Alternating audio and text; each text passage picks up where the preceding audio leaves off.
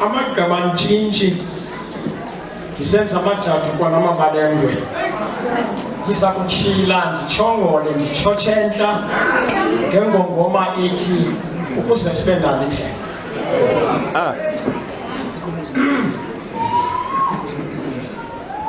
Lusapho lwakwaTyatya mandinoyamise kwincwadi yamaRoma, the book of Romans as my key text, Romans chapter 15 verse 4. I will first read it from borrowed language. Emveni koko ndigoduke sithola ninkedama.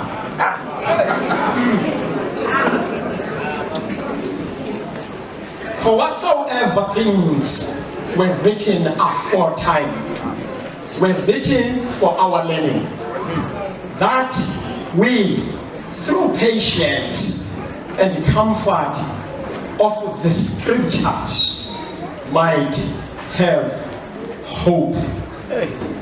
Is that why? Is that the one?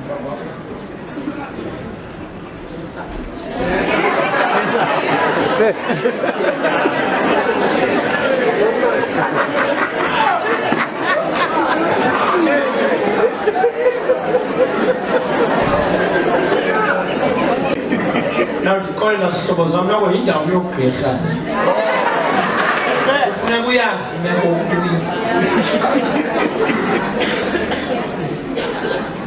Bible yamendifunda yongolwimi lwankobe azawuthamazulu ulwimi lwebele. Bible yam ihambisa yenjenje kuba izinto zonke zabhalwayo ngenxa ngaphambili zabhalelwa okwethu ukufundiswa ukuze ngalo unyamezelo novuselelo lwesibhalo sibenalo ithemba. Makanonele lamazwi Nkosi malwasikelele ngegama elinamandla kaYesu. Amen. Amen.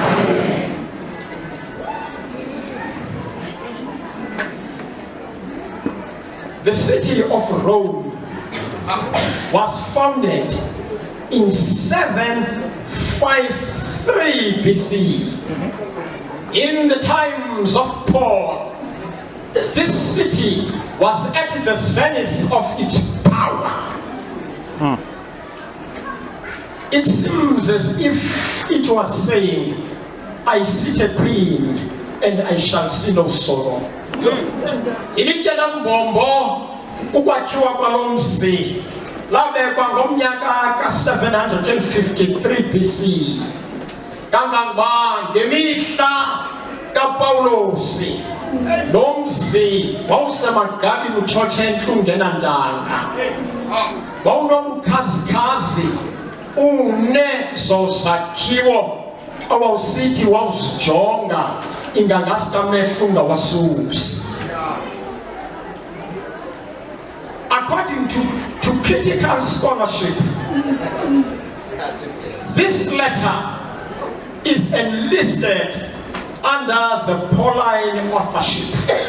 Kosule Sibenalo kaPawulosi zingani kwanengaphepheka ziwulanda zimJoji uMkhondo wanencwadi ewe yamaRoma. Ndivumele ndithi kuwe uyandiphambanisa uPawulosi. Yes sir. Kuba zonke incwadi zakhe uthiwa uzijonga ubone ukuba lo umshumayela kayo fake. Le indoda idibene kunye ne-author of the scriptures. Awukwazi ungaphambani udibene nomnini iBhayibhile. Soze iBhayibhile ingakuphambanisi. Kangangoba lo mfo kukho into esoloko indikhathaza indihlupha endimane udibana nayo kwezi ncwadi zakhe ndibona okokuba lo mfo undishiya ndihambaze. Umane uba nelizwi elithi lo mfo xelisani mna njengoko ndixelisa uKristu. ndizibekile indlela ndazola ndaziphulaphula indwana uthosi nyuka amaqonga aphakamileyo kwibandla lesisalela ndawabukela amadoda amanye abhityile amanye atyebile amanye athethotha amanye sibhoni ndawabukela abanye bephithizela bemane utshintshwa ezidistrictini onke la madoda anikwa imayiki kuthiwe khawutsho udini ngayo ukuya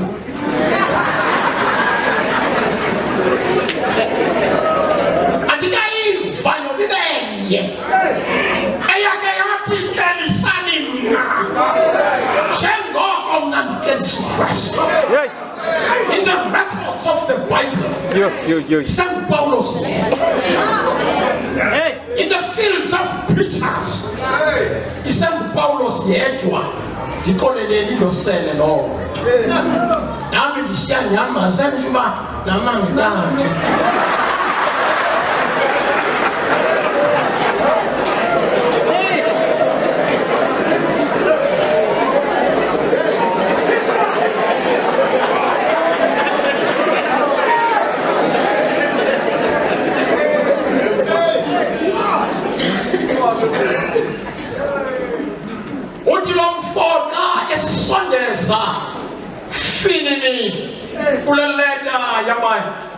Roma, he presents Jesus Christ as a second Adam.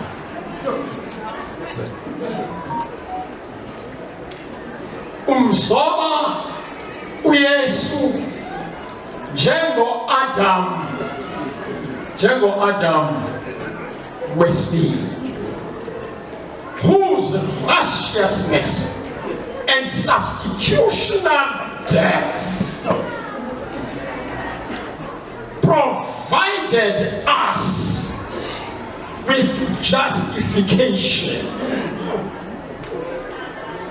All those who place their faith in Jesus,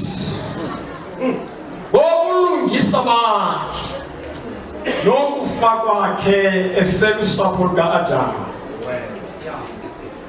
usinike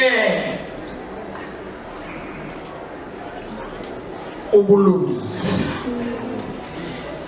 kodwa obu bulungisa uthi uzukufumana kuyanyanzeleka unqwale kuqala unqwele uvume ukwazi ukufumana. Kaloku uvuma kuqala ukwazi ukufumana bekunasiya wazi umcimbi wokuvuma akutonga yazi umcimbi wokuvuma sibiliswe lokukhetha isiqephe elidala nelitsha ezulu likhetha isiqephe elidala nelitsha akufuneka kusindisile kuthi wavuma kuqala vuma uyavuma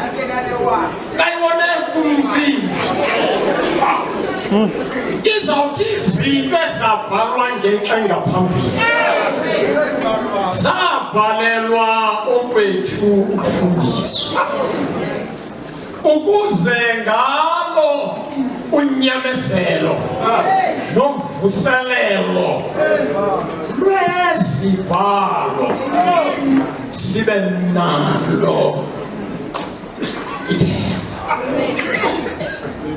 Ndivumeleni ndithi kuni ngalomani ngami mvuleki ndivumeleni ndithi kuni iBhayibhile uthi xa uyijonga it is the book of biographies. Imumathi-mbali yamadoda neentokazi. Amadoda abethwa vuthululwa ngamadabobo kodwa athi awunqwala anxityisa ukulungisa. Zaphumela ezi zinto, zaphumela ngaphaya. Namhlanje iBhayibhile iyasindeka, imumathi-mbali yamadoda namantombazana anyathela kwiqonga lokholo kwavakala. Izothi ka ithambeka kuba yahlala iprogram yomntu ithi ka ithambeka badlala kwi-obituary. Izawuthi ka ithambeka ithi incwadi yamaHebhere chapter 11 iphethe i-obituary, iphethe ubomi bamadoda namankazana, ubomi obufinyeziweyo. Ade uverse 13 yena athi zininzi ezi-biographies azishwabanise kuverse 13 yoqanda ngo-18. Umverse ithi aba bonke bafa ngokokholo bengawafumananga amadinga, besuka bawabona kude athakazela ukuba bangabasemzini alundwendwe emhlabeni. Abo babethetha izinto ezinjalo babonakalisa ukuba bangqabele ikowabo. Ukuba babethetha elo babephuma kulo ngebabanalo ithuba lokujika, kodwa bazolulela kwalona lililo elo lasemazulwini. Ndithi kunikhalwe lithi inyathi buzwa kwabaphambili aliphelelanga. Uthi ulithatha ulidibisele eBhayibhileni. Elikhalo lithi uzelwe nobuzaza libe nolomvila, ulithatha uliqhusheke ezibhalweni. Inyathi ibuzwa kwabaphambili. Into abanginyathi ibuzwa kwabaphambili kuba aba bangasemva abayibonanga inyathi, ibonwe ngaba bangaphambili. Bathe bakuyibona aba bangaphambili baphambanela aba bangasemva. Bengoku aba bangasemva baphanjaniswa ngaba baphanjaniswe inyathi. Umcimbi uhambe kakuhle. We were not there in the Bible times, but we are sure of this book. Asithandabuza siheli kanamanje kholelweni kanti sithi into edibanisa nebandla labalindi sizibhalo andidityaniswanga nguNono. Into edibanisa nabefundisi bale nkonzo zizibhalo. The day yavalwa iBhayibhile kumhla sakhawuka namadoda sendisebenzele bengavalwa. Ndikholelweni kanti sithi kuni iBhayibhile yam endifundayo ihambisa yenjenje. Babona kunjanje, babona kude. Zihlobo zam andinayishiya le ndaba. It is dangerous uthatha uhambo nomuntu obona bakufutshane. It is dangerous to have a colleague ebona bakufutshane. It is dangerous indeed to lead people who are short-sighted. Akunzima uthanda nomuntu obona bakufutshane.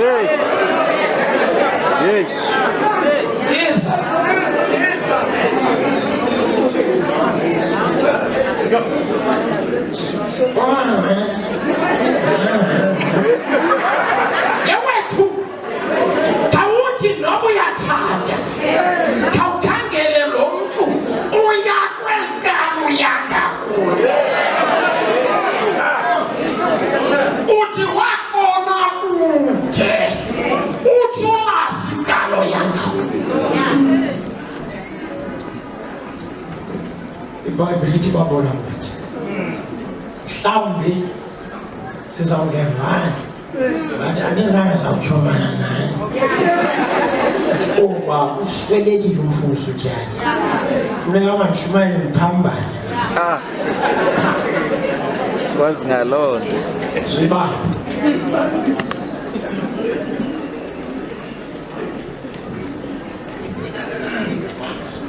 isiphumo sokubona kude ndisibone umfundisi uTyatyha akugaleleka igongongo labetha lashulumisa ilizwe laloyamisa ngegumbi sakhumsha istate president isingesi saphela ikomiti imile iludwaba uphumfuza uzama nahoyo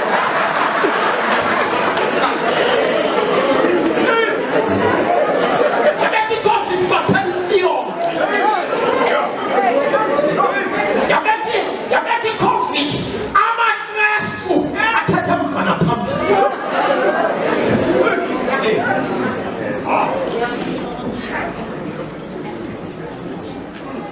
yabethi COVID yayithatha imitshato yayigibisela esikrinini azazi amadoda atshatileyo nangatshatayo kangangabanye babehlala esikodweni ushushu endlini akhela ngohlala endlini isitratweni bakimela le hagu lingaphuthwana bonke iimeli zonke endlini umzimba uyanguka upresident weSouth Africa uvalile isithili isithathu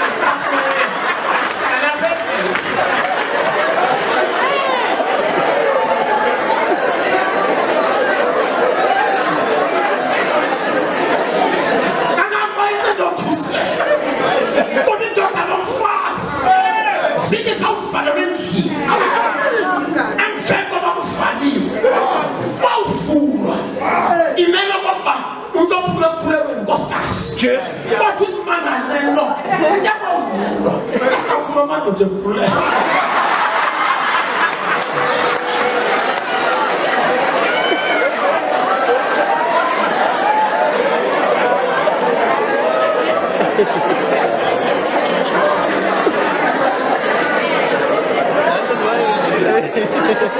But everyone there in Jalo, one Simaya given that's what they say. Wakawa phakathi umthandazo kaSolomon sekuthi bawubasengxaki bazokhala kuye sekuthi kwawufika isifo esikumkhukhula bazokhala kuye iCovid yajikela ngaphambili zavala inkonzo yabetha le nto yakhashambula endlini yamangenya ndathi ndithanjisile okwesithi ngumfumane andinawuzawuba nentloko zenziwa yiCovid ndema ndagqiba ndindedwa stadi ndathi apho ndiyakhona ndiya kwi-state president ndicele andiphe umzuzu iawari lenye iSouth Africa yonke imenye kanti yokwenza lo mthandazo andifuna ukhatshwa ngoba iyingozi ukuhamba nomntu ongayibonanga into enkululeyo atonanza uhamba ndedwa andisumema namnye umfundisi waseSabata umalemba evwendini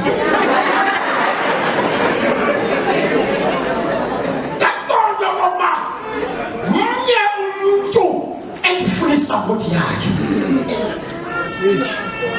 yayinkosikazi hlala phansi nosenzo yathi mdalakazi wami ixesha lifikile nawe ubungandazi kakuhle but nawo samlazi yenhlanguko ndisincamile ndiyocela uba ndithethe kunye noThixo endizawundiva andinawubukela kule mbuka wandijonga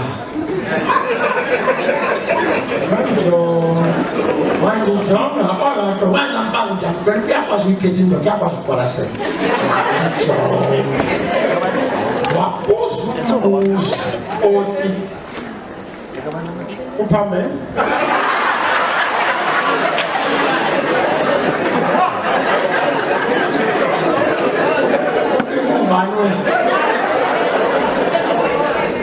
And just one bag of Amandoda, our walk there, but they're now Amana. Yeah.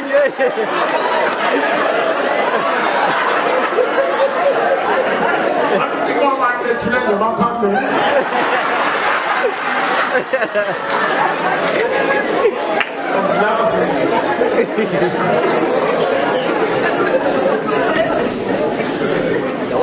Kutanganye kulome kunjalo. Akubisana kunye nemkhulu. Kakanye ewe ngongono ngeno dabwa. Kubele nasenkalothiye. Yaye lethi mangengisileyo. Yaye naye lo mfreyideli. Seniphulaphule abantwana bakaJabijana. Melba yeke kanifika indawo shumayo. Kodwa manje yeke yazi umoya uphephezile. Damfone.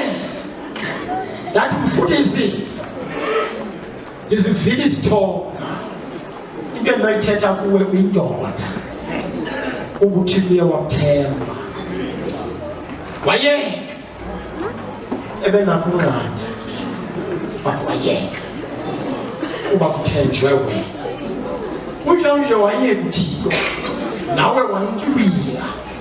Abanye bashiyeke. Waphuma uThixo ekubambe ngesandla sakhe. I expect you. Kuloo ndawo kuyoqina izulu ekuthembile. Ithi impendulo yeliqhosha. Ithi Gaba ngelazulakela ukukhanya ngilithandayo ungemama. Ngelazula. Bagaba uYesu. Makaboni umcokathi. Wathawutholo umfo. Wadinika amandla okuba ndinijonge emehlweni. uYesu uzawubona into ngani. Ubasangaqakwe uLazaro ebonile into ezawumphinda. Into ezawumxaka apha kuni zinipambelele kuye.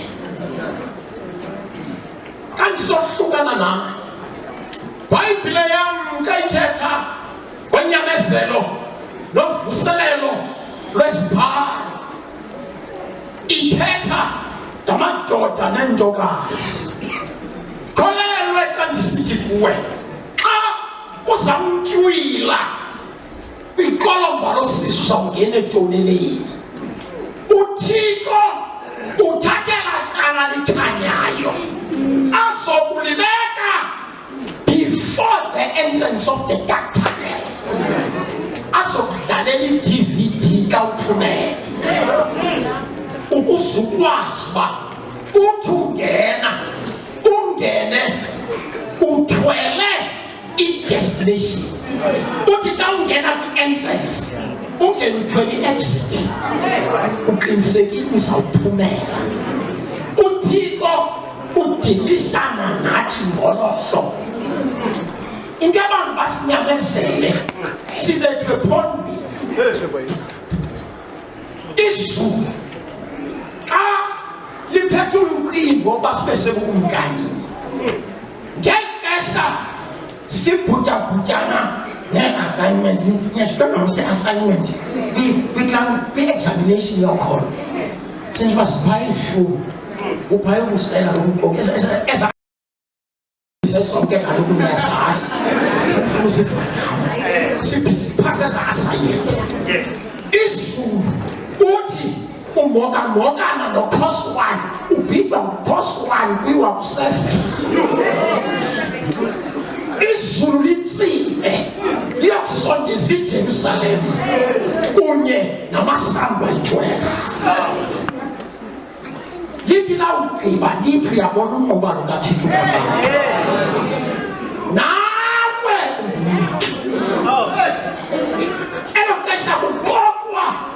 namadoda nentokazi amanye abanhliziyo ndise uthixo ngapha uphethe into ethi i-destination yakho yonke nto siqinisekile yonke nto ndikoyikiyo kuba icala loloyiso sesilibonile xa uzawungena elusizini izulu qale kuqala liqhwitha linike ithemba uthixo akafiki mva ufika kuqala abashumayeli sisahamba kunye uthixo ufika kuqala sisekho uthixo utsala uvuko kuqala because enye into sikhe senze nasapho kakubhunjiwe yazi sipingahamba bambunjelweyo bafuna uyesu yazi umfazi kabhunjulwe indoda bashumayeli don't make a mistake akafuni yesu ufuna indoda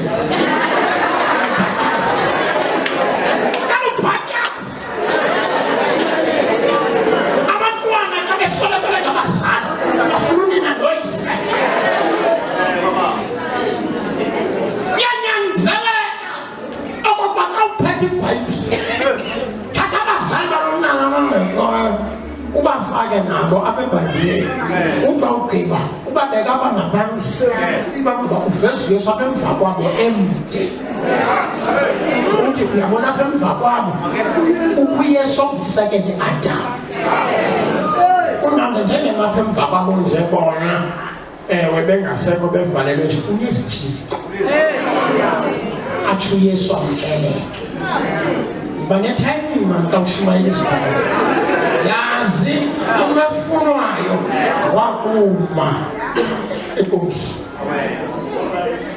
kanti sohlukana naye uzibambe tiza uzibambe kulahleka ubukhosi bukaZalemvula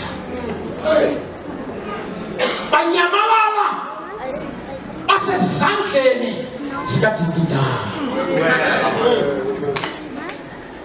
kuthi kuwucaca okokuba inkonde yakutsolo uNgcabane uyayazi inyewe yokubulawa kwesithodlana umntana kaZalemvula kwafuneka baleke nobomi bakhe wemka wayokuzimela ewe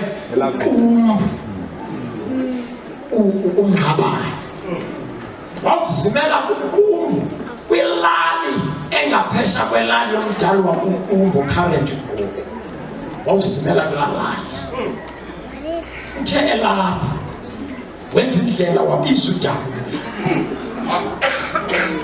akwazi uba amtyhilele le nto ayaziyo uba yaziwa nguye yedwa yile nto imenza abe semjojweni yawumane uyiva iBhayibhile sithi ilungisa likhuluma nzima ngenxa yokumazi uKristu wakathi uba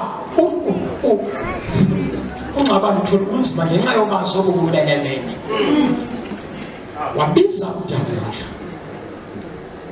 uthi awuyazi okokuba ikhona le nto isesifubeni sikaNgcabane emalunga nobukhosi ewe bamampondomise wakrweca itshomi kaZwelinzima kuba uZwelinzima akafuni ukumkela Vdeli ufuna ukugqibezela and yet uyavuthuluka ubukhosi bamampondomise wathatha umphuthume wahanjula uthi kathetha udabula uthi badini uzuthi wawufakwa endlini kuba uzayofakwa kulaa kaNgcabane uzuthi wawungena uzuthi nje uncokoliswa uvekushwantshatha uzozelisa ulale kuba ayezuphuma le nto bakhe wathi qwa vele uzozelisa ulale wagalele kuDawudi athe bawuhlala phantsi kwesibane basumlilo kunye noNgcabane waqala wathi ndibizela ubukhosi wakhatywa nentwana kwathiwa hayilele emveni koko yondlala iagenda ndibizela ubukhosi amampondomise wathi uDabula ewe udinida wathi no unyana kaZalemvula inxeba lokuthiwa kwakhe yintsha liphilile makayophuthulwa ngoku elo xesha ngubani izigqumile ngexesha ingqengqe phaya kusetyenzelwa okokuba ibe zindlebe zikaZwelinzima akwazi ukuvuma lenje njalo phezulu kuthi xa kuyiwa kwi-graduation kucaca okokuba indlela izawugqitha eCalvary kuzawuthi kwakufikwa eCalvary iphele iklasi yabantu abagodukayo abanye bazawuabsconda abanye bathi kuza kumkiwa uzawushiywa wakrweka amadoda amathathu uYohane kunye noPetros kunye noYakobi enyukumkawuka kwayiwa kwintaba yokumila kumbi apho kuzawutsalwa iziphumo zoloyiso lwaseCalvary latsalwa before luthe lawutsalwa uloyiso kwavela uYesu ethandaza Luke chapter 9 usuka ukufunda ku-29 uyokuma ku-31 iBhayibhile izawuxelela okokuba wathi awuthandaza ubuso bakhe babengezela iingubo zakhe zamhlophe emveni koko kwabonakala amadoda amabini emrhangeni ngexesha kubonakala amadoda amabini inayini ayikho ibandla alikho amaKrestu exesha le-Reformation akakho amaKrestu exesha lengeno sezintathu akakho bathi ngamadoda amathathu adlalela i-graduation yasezulwini ngee-candidates ezimbini ezimele i-graduates ezawube ziphuma emhlabeni kuthiwa yayinguMoses kunye no-Eliya uMoses emele abazawugqitha phantsi kwamagade u-Eliya emele amadoda azakwenziwa kumila kuba azawufika uYesu esidla amasimba kuba icebo lasezulwini lithi akumadiswele emnyameni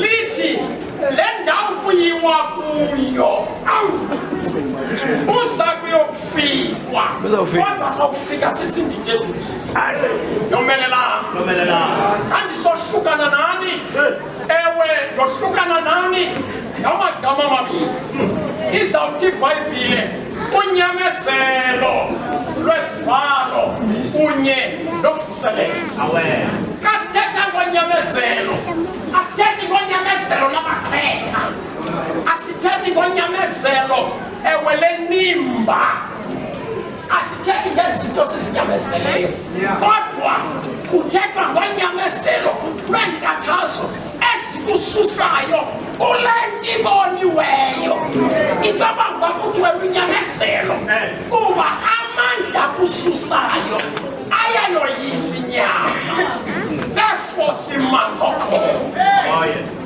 kandisohlukana kunye nani isihlobo sam esithandekayo kholelweni kandisithi ewe olunyamezelo novuselelo lolwesibhalo sibona imeko ezisivuselelayo esingazukusisandala sibona izinto ezisenza sibe excited asisukusisandala kodwa sithetha ngonyamezelo lwesibhalo ngokuthiwa nje kasisohlukana usapho oluthandekayo yomelelanga thanda ukunoyamisa kwilizwi likaThixo elingasoze liphazama ngalo sizuzuloyiswa Thixo sanomeleze anisindelele nawusinda ngolambisa kunyama